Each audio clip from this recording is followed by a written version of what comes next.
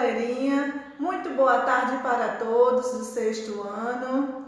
Bom, gente, hoje nós vamos dar início à nossa aula do Egito, né? Quero agradecer ao professor titular de História que me cedeu esse espaço para que eu explique o assunto abordado que é o Egito. Gostaria que vocês se inscrevessem lá no meu canal para que vocês não percam nenhuma aula, pois eu estarei acompanhando as aulas do professor, dando um complemento a mais. Se alguém tiver dúvida, tanto perguntar ao professor titular quanto a mim, porque eu terei toda a satisfação em respondê-los. Bom, gente, vamos começar pelas características gerais do Egito. O povo do Egito Antigo, naquela época, era muito organizado, pois o faraó comandava tudo com mão de ferro, porque ele tinha trabalho escravo, trabalho forçado, todo tipo de trabalho, que o povo tinha que fazer para ele sem poder dar a sua opinião. Temos também principais grupos sociais e a função que eles exerciam nessa sociedade. Faraó significa grande casa e ele é governador, e ninguém precisou votar nele. Não é igual aos dias de hoje, que nós precisamos votar em um determinado governador para que ele entre no poder. Naquela época era passado de pai para filho. Então ele era o poder soberano naquela época. Ele também era muito rico, vivia em um luxuoso palácio, Eles viviam muito bem e cobravam impostos absurdos para o povo, para o pessoal que vendia alguma coisa. E todo o pessoal em geral pagava alguma coisa, que eram os tributos, para o faraó. E com isso, ele obtinha uma riqueza muito grande. Então ele vivia ali com aqueles impostos e mandava construir pirâmides. Naquela época as pirâmides era para quando eles morressem e fossem mumificados, eles guardavam como se fosse guardar, o corpo. Eles guardavam o corpo e toda a fortuna que aquele faraó tinha. Então, o ouro, dinheiro, tudo que fosse de valor, eles guardavam nessa pirâmide.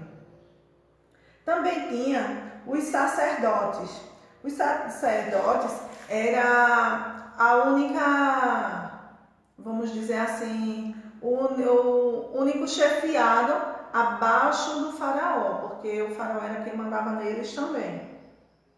Então, ali eles eram responsáveis por escrever tudo que faraó mandava, ou as coisas do Egito, responsável por rituais, por festas, atividades religiosas, e tudo isso eles comandavam, Então, tinha também chefes militares. Os chefes militares eram responsáveis pela segurança. Quando tinha guerra, eles organizavam os seus exércitos para que fossem guerrear de forma eficiente, organizada. E tinha também os Íquisos, que significa senhores de terras estrangeiras. Então, depois que eles foram expulsos em 1550 a.C., os militares teve força política e social. Teve também os escribas, que foram responsáveis pelas escrituras egípcias. Escreviam tudo, principalmente a vida de Faraó. Eles escreviam no pápiro, que significa papel feito de fibras da planta, pápiro, parede, pirâmides, placas de barro ou em pedras, eles escreviam. Então, isso era suficiente, né, para que eles tivessem todo o controle, né, daquele povo egípcio. E também eles recebiam todos os impostos, né, eles eram responsáveis pelos impostos também. Também teve o povo egípcio. Quase todo mundo da sociedade era artesão, lavradores, comerciantes ou pastores. Muitas vezes eles trabalhavam sem ganhar nada, que era o trabalho forçado ou o trabalho escravo também, né? Que hoje em dia se caracteriza por isso, né? Por você trabalhar e não receber nada por isso. Então, eles iam trabalhar, não recebia nada e continuava tudo do mesmo jeito. Tinha também os escravos, né? Como eu falei agora há pouco. Então, os escravos trabalhavam muito, não ganhavam dinheiro, as roupas deles eram velhas e só ganhava para o alimento. Então, eles só tinham aquele alimento para que não morresse, que era para trabalhar mais. Então, era uma vida muito desesperadora naquela época, né? Eles eram muito desprezados por todo mundo.